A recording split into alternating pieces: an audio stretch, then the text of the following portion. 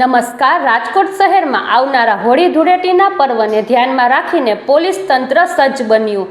Rajkot police દ્વારા જાહેરનામું બહાર પાડી કાયદો અને વ્યવસ્થા જળવાઈ રહે તે માટે માર્ગદર્શિકા જાહેર કરવામાં આવી.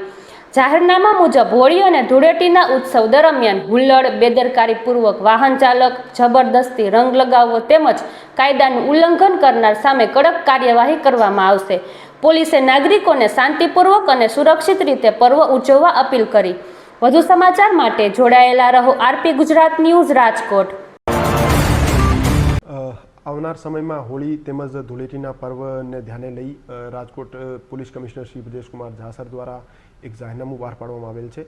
આ જાહેરનામામાં માનનીય સીપી સર દ્વારા જાહેર રસ્તાઓ ઉપર આવતા જતા રાહદારીઓને તેમજ વાહનોને રોકી એના ઉપર કલર ફેંકવા ઉપર, ફુગ્ગાઓ ફેંકવા ઉપર, એમને જબરદસ્તી હેરાન કરવા ઉપર પ્રતિબંધ મૂકવામાં આવેલ છે.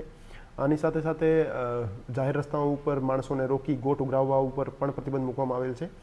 આની સાથે સાથે જાહેર રસ્તાઓ ઉપર ટ્રાફિકને અડચણરૂપ થાય એવા કોઈ પણ કૃત્ય અથવા બીજી કોઈ ન્યુસન્સ ક્રિએટ કરવા ઉપર પણ પ્રતિબંધ મૂકવામાં આવેલ છે.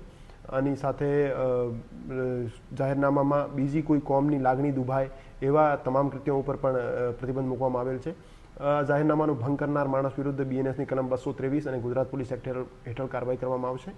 અને હું આપ સૌ શહેરવાસીઓને અપીલ કરવા માગું છું કે આપ કાયદાની મર્યાદામાં રહી પોતાની પરિવાર સાથે નશાથી દૂર રહી હોળી તેમજ ધૂળેટીનો પર્વ ઉજવો અને કાયદાને સન્માન આપો.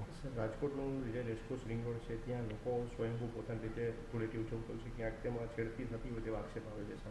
શું કહેશો? તમામ જાહેર જગ્યાઓ જ્યાં હોળી તેમજ ધૂળેટીનું પર્વ ઉજવવામાં આવે છે તે તમામ જગ્યાઓ ઉપર લોકલ પોલીસ સ્ટેશનનો કડક બંદોબસ્ત રાખવામાં આવશે. તેમજ રેસકોર્સ ઉપર અમારી સી ટીમની અને મહિલા પોલીસ સ્ટેશનની ટીમો સાદા કપડાઓમાં તેમજ યુનિફોર્મમાં તૈનાત રહેશે અને રોમિયોગીરી કરનાર અથવા છેડતી કરનાર માણસો વિરુદ્ધ કડકમાં કડક પગલાં લેશે.